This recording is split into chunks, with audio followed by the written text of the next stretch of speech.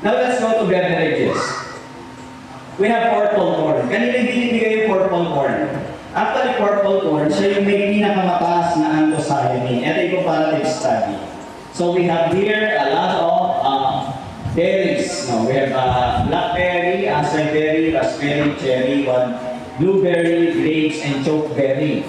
Actually, pinakamataas yung sa berries, among the berries, pinakamataas yung anthocyanin content ng chokeberry, which is 1,480 mg per 100 grams.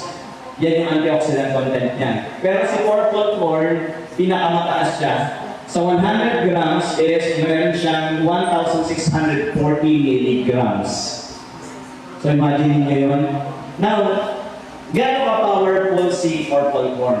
You can actually experiment. Yung capsule na purple corn, pwede mong ibud-bud yun sa sugat.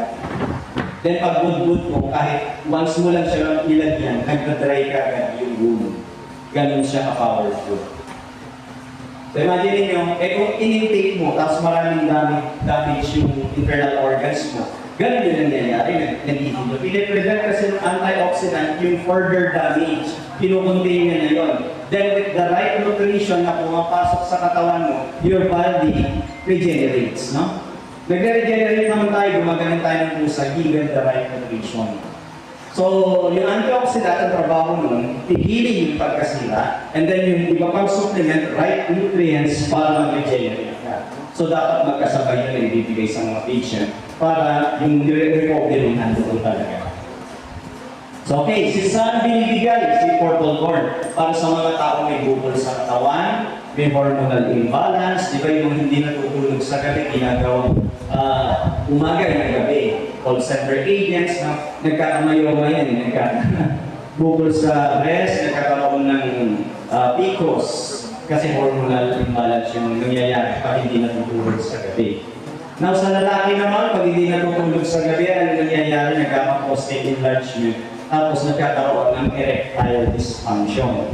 Hindi na natayo. So, kaya iwasan nyo yung mga trabaho pang-gabi. Kung gusto nyong kung ayaw yung maranasan yung prostate enlargement at saka yung erectile dysfunction. So, mahusay si purple corn sa mga binanggit natin. So, pag may bukol sa dede, no, may breast cancer, mayroong prostate cancer, mahusay si purple corn. Kasi may iba pa siyang component na anti-cancer such as yung guyabana, which is known to be a potent alternative to chemotherapy.